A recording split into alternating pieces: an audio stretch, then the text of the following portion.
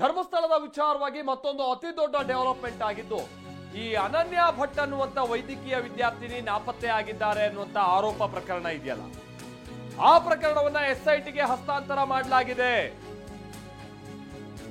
ಅನನ್ಯ ಭಟ್ ನಾಪತ್ತೆ ಪ್ರಕರಣವನ್ನ ಅಧಿಕೃತವಾಗಿ ಎಸ್ಐಟಿಗೆ ಹಸ್ತಾಂತರಿಸಿ ಇದೀಗ ಆದೇಶ ಹೊರಡಿಸಲಾಗಿದೆ. ಡಿಜಿ ಅಂಡ್ ಐಜಿಪಿ ಆದೇಶದ ಮೇರೆಗೆ ಎಸ್ಐಟಿಗೆ ಹಸ್ತಾಂತರ ಮಾಡಲಾಗಿದೆ. ಸುಜಾತಾ ಭಟ್ ಅನ್ನುವಂತ ಒಬ್ರು ಮಹಿಳೆ, ನೀವು ನೋಡ್ತಾ ಇದ್ದೀರಲ್ಲ, ಮಹಿಳೆ 2003ರಲ್ಲಿ ಧರ್ಮಸ್ಥಳದಲ್ಲಿ ಅನನ್ಯ ಭಟ್ ಅಂದ್ರೆ ನನ್ನ ಮಗಳು ನಾಪತ್ತೆ ಆಗಿದ್ಲು ಅನ್ನುವಂತ ದೂರನ್ನ ಕೊಟ್ಟಿದ್ದರು. ಅನನ್ಯ ಭಟ್ ಕಾಣೆಯಾಗಿದ್ದ ಬಗ್ಗೆ ದೂರು ಸಲ್ಲಿಕೆ ಆಗಿತ್ತು. ಠಾಣೆಗೆ ದೂರನ್ನ ಕೊಟ್ಟಿರ್ತಾರೆ. ಅನನ್ಯ ಭಟ್ ಅವರ ತಾಯಿ ಅಂತ ಹೇಳ್ಕೊಂಡಿರುವಂತ ಸುಜಾತಾ ಭಟ್ ಧರ್ಮಸ್ಥಳ ಪೊಲೀಸ್ ಠಾಣೆಗೆ ದೂರನ್ನ ಕೊಟ್ಟಿರ್ತಾರೆ. ಆದ್ರೆ ಈಗ ಅನನ್ಯ ಭಟ್ ಅನ್ನುವಂತ ಹುಡುಗಿನೇ ಇರಲಿಲ್ಲ ಅಂತಾನೂ ಕೂಡ ಹೇಳಲಾಗ್ತಾ ಇದೆ. ಆಮೇಲೆ ಒಂದು ಫೋಟೋ ಅವ್ರು ಮೊನ್ನೆ ಕೊಟ್ಟಿದ್ರು. ಆ ಫೋಟೋ ಅನನ್ಯ ಭಟ್ಟದಲ್ಲ, ಅದು ವಾಸಂತಿ ಅಂತ ಹೇಳ್ಕೊಂಡ್ಬಿಟ್ಟು ಇನ್ನೊಬ್ರದ್ದು ಅಂತ ಹೇಳ್ಕೊಂಡು ವಾಸಂತಿ ಅವರ ಅಣ್ಣ ಈಗ ಹೇಳ್ತಾ ಇದ್ದಾರೆ.